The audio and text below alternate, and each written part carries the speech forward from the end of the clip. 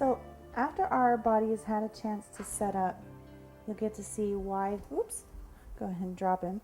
You'll get to see why we wanted to put him in that former. It gives him that really beautiful, natural, curved shape. You can get him to sit up for us. And now we're going to go ahead and add our wings. Now, for a little bit of stability while you do this, go ahead and just put him back in the former. And this is where our craft knife comes in. All we're going to do is, and this is why you also don't want to make your bodies too far in advance. You don't want him to be so hard that he's dry on the inside. You want him to still be a little bit moist on the inside. And what we're going to do is find the center of his body, and you want to go a little bit over from that and just make one little cut.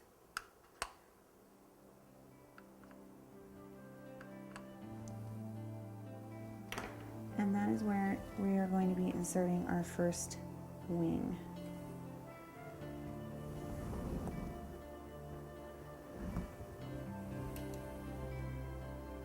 Cut it down a little bit if you need to.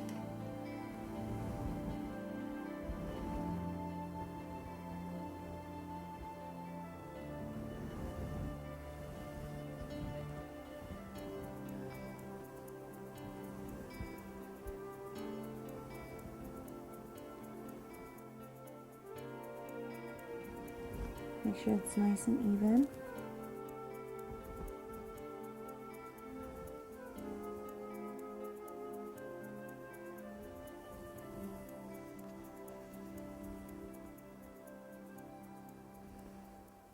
Okay, now your bottom wings, you're going to cut at a little bit of a different angle.